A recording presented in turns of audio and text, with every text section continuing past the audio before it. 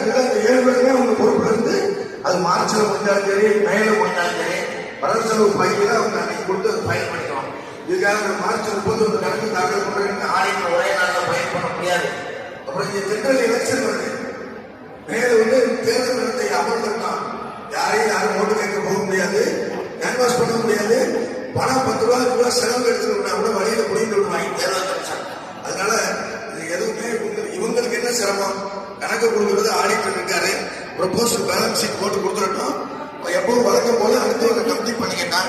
சித்ரா வரவு செலவுல கட்டணத்தை நிறைவு பண்ணி இவங்க தனியா போடலாம் அப்படிங்கிறது என்னோட கருத்து.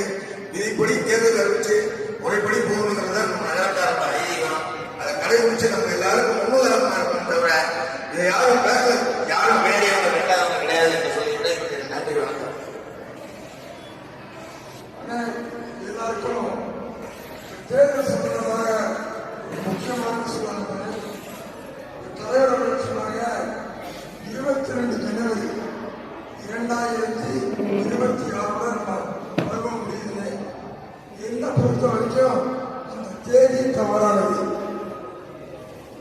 3 வருடம் எலெக்ஷன் டைம்ல இல்லை பொதுக்குழு உறுப்பினருடைய அந்த 3 வருடங்கிறது பொது என்னைக்கு எலெக்ஷன் பண்ணமோ அன்னைக்கு இல்லை என்று நாம் பொதுக்குழு உறுப்பினராக இந்த சொசைட்டியில் அங்கீகரிக்கப்பட்டோமோ அன்றிலிருந்து தான் 3 வருடம். 15/12/2022 நாம் அங்கீகரிக்கப்பட்டிருக்கிறோம். 10/12 அடையணும். ஏன்னா உங்க கார்டு 15 வந்திருக்கு. அதனால நம்மளுடைய பருவம் 15/12/2026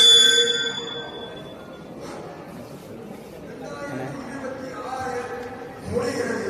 அதாவது ஏறத்தாழ 10 நாள். அதனால நம்ம முத்துக்குமார் சொன்னபடி போன தடவை கேட்ட போது மாப்பிள்ளை இருக்கிறது, பொண்ணு இருக்கிறது, இது மாதிரி கல்யாணம் தண்ணி வைக்கக்கூடாதுன்னு சொன்னவர் நான் ஒரு ஆளு.